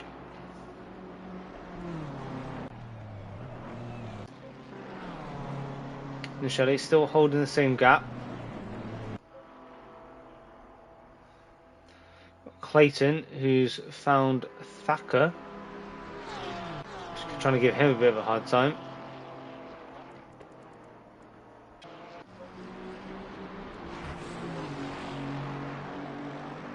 So yeah, Sharp as close as ever.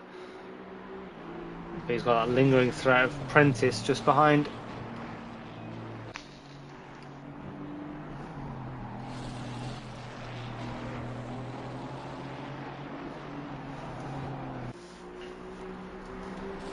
So yeah, all three of these quite happy to drive in formation, it seems, until opportunity shows itself.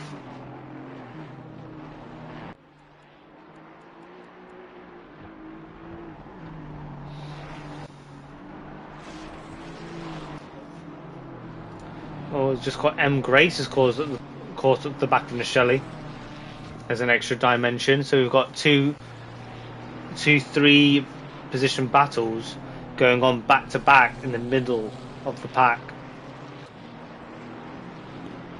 The rhyme was not intended.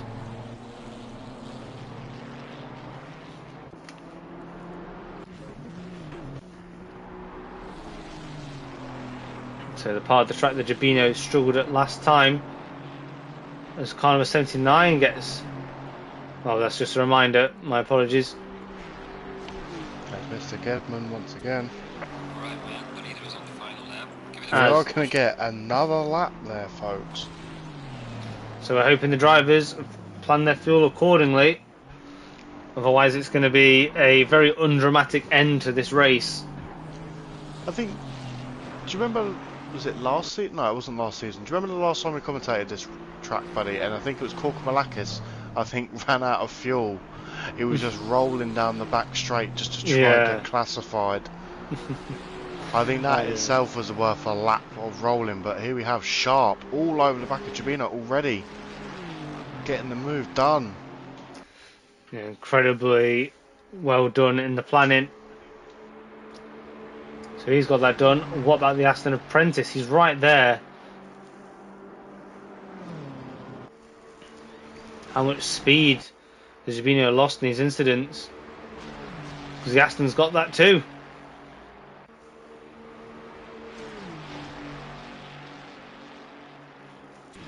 I mean, to be fair, I think that Aston Martin was even catching the Ferrari as well then. Yeah, a bit of slipstream does wonders. As Nisheli has lost out to Grace in these exchanges. And he will go Beamer versus Beamer on the final lap of the race.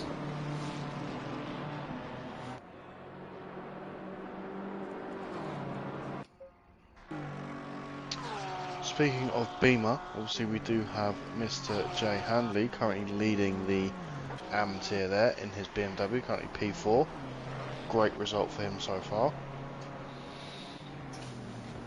Yeah, it's always great to see the lower tiers have their time in the limelight by putting in absolutely stonking results near the top with the big boys.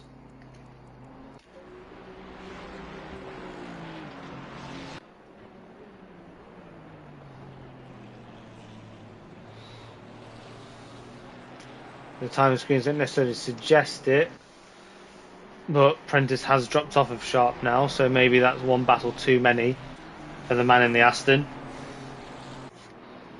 But as you've seen so far, anything can happen around the Nürburgring.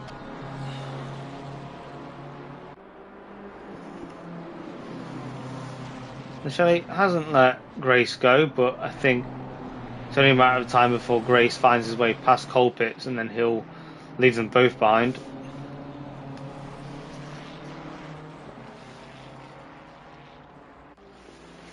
This has been quite the drive from Grace to come all the way back from where he was to spinning on the first lap.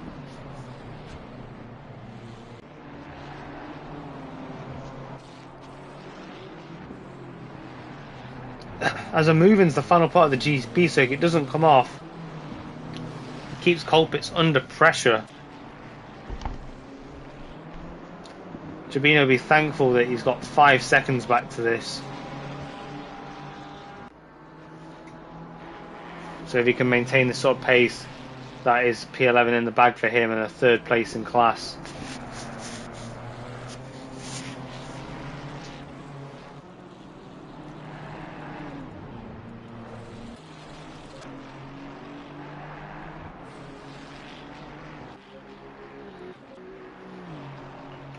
Prentice must have made some sort of mistake to fall this far back from Sharp.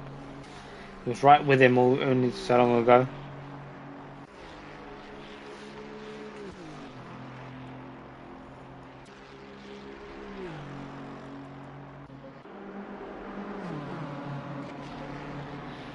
And Grace very, very, very close to the back of Colpitts now. Goes to his outside. With a bit of flashing, a bit of bravery, Grace goes past Colpitts and continues his charge up the grid from earlier woes.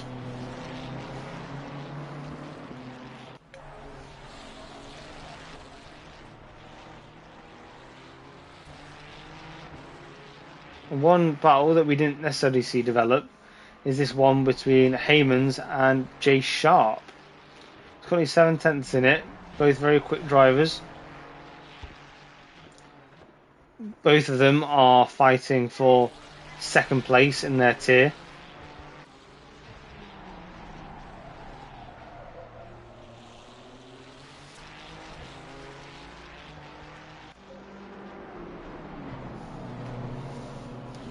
So yeah, Nisheli really showing a lot of incentive, getting right back on to Colpitts.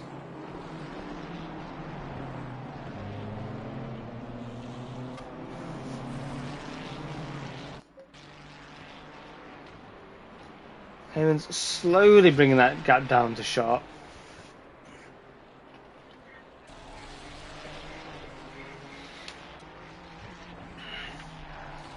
Might be some desperate moves on this final lap, but they're not showing just yet.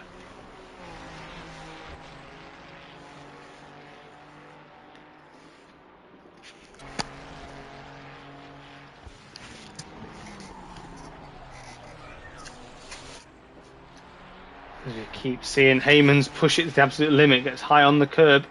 Serves him well though, gets a good speed boost on the exit. I think there might be a move coming here for P7. Heyman's attacking sharp. The track doesn't quite go where he wants it to go, as his attack fizzles out as the track goes towards the right.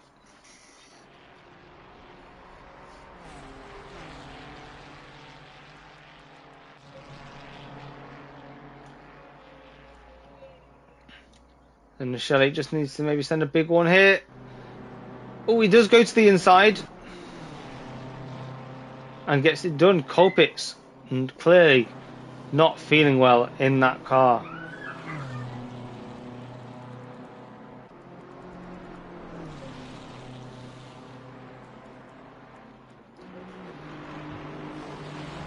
We've got Wouter Heyman's not giving up on this P7. It's the highest contested position on the track at the moment. It only takes one mistake to split these two apart, or maybe even just swap positions.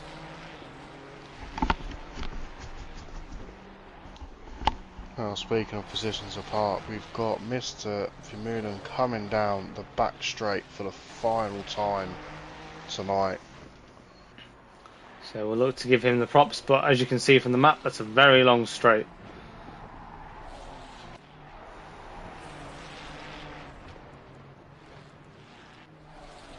All the while, Heyman's a few more corners to navigate before he can attempt to set Sharp up on the back straight.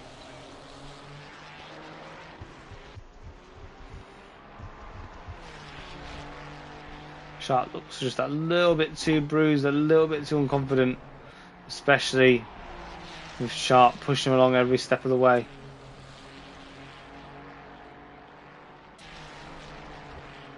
The leader has finished the race. Oh, props to Vermeulen, absolutely bossing the race as always. Race 1 and 2 just found himself flying into the distance. Travaglioli undid the mistakes of the last round and got himself back into a P2 position. We've got Prentice also doing a great job seeing it out for the AM tier, for the Pro tier. Handy coming down the main straight. He's going to take a comfortable win for the AM tier, as will Richings for the Silver tier.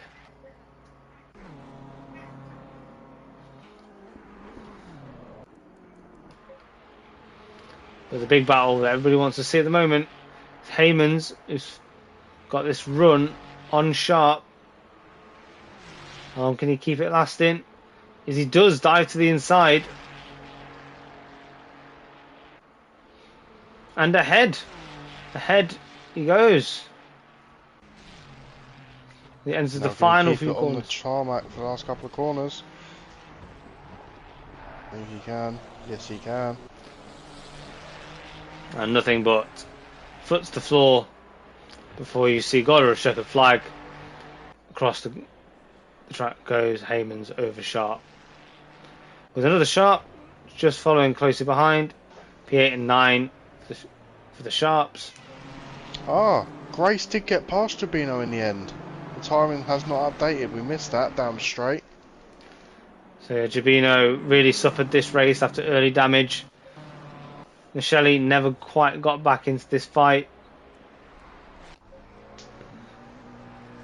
Naisbitt, good fight back from earlier troubles. Followed by Q Robert.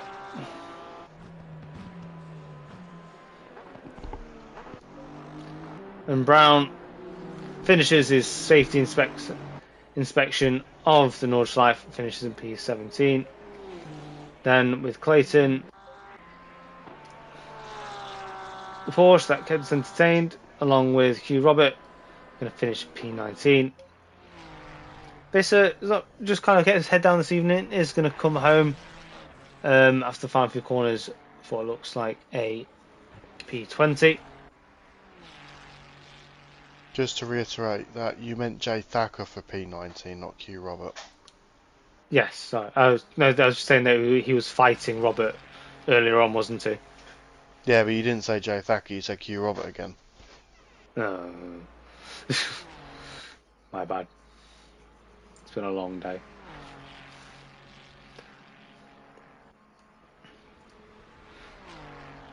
So yeah, still a good amount of drivers that didn't manage to completely bin it around here. A lot of drivers persevered, which is great to see. I still retain my reservation for this race, but glad to see that there are some brave souls out there that are willing to put their rigs on the line for your entertainment. And Townsend is going to be the last one coming round, or maybe Coppens, who is a lap down from him further back.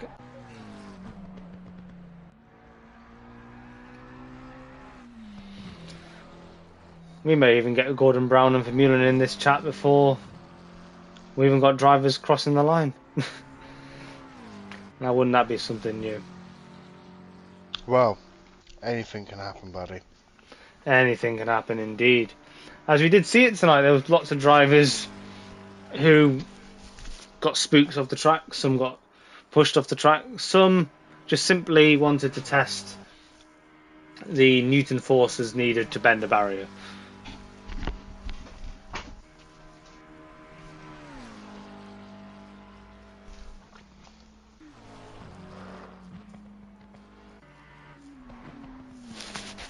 The last few drivers come across the line for classification. We have Townsend, who looks particularly clean for a man that's found himself down in that position. Coppens, in comparison, also quite clean. Bit of dirt, but there you go. And there's your last of the classified drivers, Corkum, Lakis and Dreadlock Steve, electing to not go on with the race. So there you have, everybody. That was your season 16 of Super Sprint Sunday. It's been an absolute joy to have you along with us. We're going to keep the stream going for just a little bit while longer, just to see if we get either a winner or an admin come and join us in the stream for a little natter.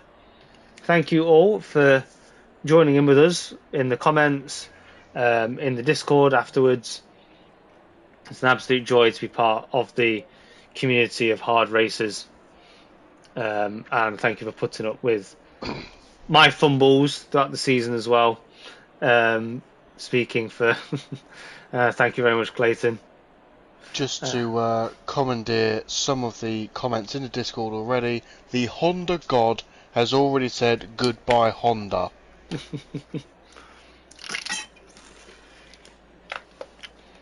See if I need to play some REM. And he's losing his religion. I think he does. Yeah. I'm trying to desperately think of lyrics to that song to what might be appropriate. Or at least adapting some. But I don't have them on me right now. And thank you, Dion. It's a joy of ours to pass and stuff like this. But hang on. To be fair, I don't think for copyright reasons we could say those lyrics, because obviously I know it's a season finale, but we don't want to get the channel cancelled for copyright reasons before next season's even started. I mean, do they want us back again? I don't know. I mean, we can give them a bit. If they don't, we can definitely sign off with a bit of a sing-song. Well, yeah, exactly. I mean, I'm surprised we didn't have a few special moments through tonight, but here we have our pro tier winner, Mr. Jazzman, aka Vermeulen. How you doing, buddy? Hey guys, how you guys doing? I'm doing good. I mean, what was it like out in front? Was it a Sunday drive for you, or? Hey man, I mean, I got on at about 6:30 UK time, and just to get some prep in. And it was a good day for me. I did not make a single mistake all evening. It was like no moments, nothing throughout practice, through the qualifying, through the race. it was wonderful. I was actually on some good form today. I've just spotted your fastest lap tonight. I'm just flicking through. It'll be So a 6:8 in the first race.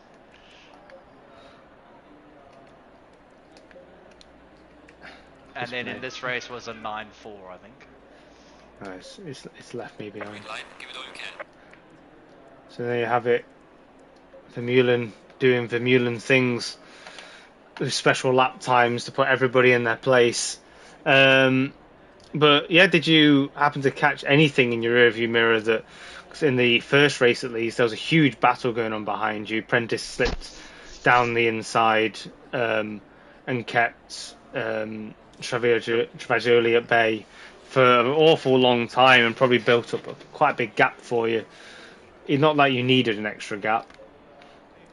But Yeah, I saw that happening at the corner. After obviously the first couple of corners, then I saw that the Lambo guy was ahead, and then about halfway around the lap, I could see they were very close together, and I had like a 6-7 second lead. But then after that, you're just really focusing on the driving and Nordschleife. There's not much time besides only the straights where you can look at the map. So it's a nice track to drive, so you're constantly focused on the driving. But yeah, it was a lonely race. How was it for you guys? there was a few battles dotted here and there, a few crashes to cover, which is standard for the Nordschleife. Some good etiquette though, despite the crashes, so that's good to see.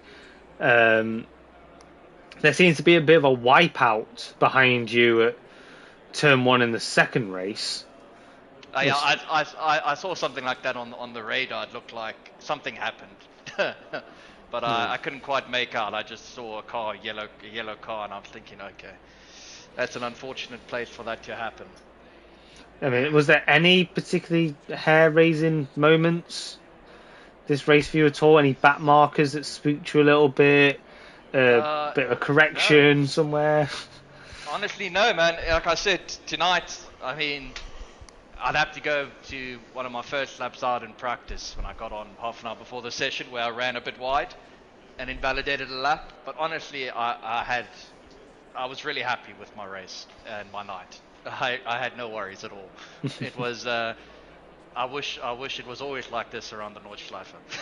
But it was a nice evening of driving, and also not having pressure on you helps. So you can push for the first 2 laps, get the gap, and then you can just taper it back a bit, and then just get around the track.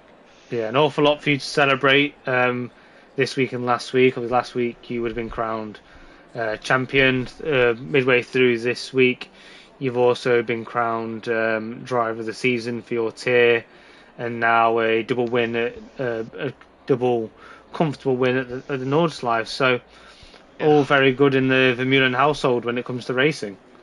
Yeah. I mean, it's been a nice week, and I have to thank the drivers for voting for me. I do appreciate it. And it's been a nice season here, and you guys as well. The commentary, it's been nice to look back over the races, come in to chat with you guys. It's been a nice community feel. That's Well, I mean, it's been an absolute pleasure having the time to obviously commentate over you. I mean, you're a fantastic racer, mate. Honestly, it's well, what more could you want? Back-to-back wins, great commentary, great viewing. I mean, 9 times out of 10 you are 10 seconds up in front, which you don't get sometimes most of the spotlight, but when you are in a battle, it's fantastic to watch, buddy. Yeah. Oh, thanks, guys. I appreciate it. It's been. I'll definitely come back. I've enjoyed this season and the community feel here. So I'll be back for the news for the next Sunday league. Obviously, what we'll do in the off season, we'll try and go to the admin, see if they can organise a bit of a ringer to try and come after you a bit. It needs something up there for you. Yeah. Maybe. We'll see how the first race goes next season, and if it's like this season, chuck me some ballast. I don't mind. Oh, there's fighting talk there. Yeah, but the Ferrari guy, Trivioli, he's got really good pace. Um, tonight as well, it was me, and then it was him by himself, and then there was a gap to P3. So he's definitely been a nice surprise this season because he's got good pace. Yeah, I mean, there's a bit of an off season here now, so everyone can get their practice in away from incidents and just maybe, shift the pack closer to you. So yeah, the league Yeah. endeavours to try and score well against the target on your back. Yeah, and like I'll be back. I'll be back for the next Sunday sprint series, and we'll see what happens. Maybe I can get a couple of friends of mine to join in who are just as quick as me. I'll see what I can do. Oof. More of Vermeulens. Oh my goodness. What would we do? I'll try. I'll try to get them involved. Lovely. But yeah, thank you very much for joining us, and have a nice, relaxing off season if there is such a thing for a racer like yourself. And yeah, we'll see you in round 1. Yeah, man. Just to add to that, buddy, as well, just make sure any parties that you have in celebration, you bill FRL, not the commentators, right? I'll bill FRL. Sweet. I'll send it over to them. All right, guys. But I was hoping maybe a couple of more guys would join in tonight. But as it's been all season, it's just been me and occasionally Gogs. Yeah. Yeah, I think he's still licking his wounds from this evening. He had some quite sizable impacts. And a Honda can do that to a man, dude. Yeah, he's burying it 6 feet under after tonight. Man, should chuck it in the deepest part of the ocean and never drive it again, man. That's what I did. I drove it for like a season. I was like, never driving that again. So credit's due, where it's due trying to drive that car. So well done to him. Yeah, thank you so much for joining us. All right, guys, keep well, and I'll see you guys on track soon. Bye. Bye. So there you have it, guys. It doesn't look like we're going to get Brown or another admin in this evening, so we're going to wrap it up here. Thank you so much for joining us all season long, both this season and previous seasons. It's been a wonderful joy to see that comment box light up and the views coming in, everybody enjoying online sim racing through FRL. Like we said throughout the season, make sure you get involved. If you are interested in joining the stream, drop a comment in the YouTube comments, and an admin will reach out to you with a Discord link and or SimGrid link to get signed up for the racing we have here. On ACC, it's Tuesdays, Thursdays and Sundays, whether that be Taco Tuesday, Late Night Thursday or Super Sprint Sunday you've been watching this evening. And if you are looking to get more heavily involved, if you're already here, get involved in the racing, do consider joining on the Patreon. It just starts at just £3 a month for special access to early entries into championships, special events, reserve driver numbers, your special personal practice server provided for you by the league. And yeah, it's a great place to be, so don't miss out. We'll see you back in March. Have a good one, guys. Bye now.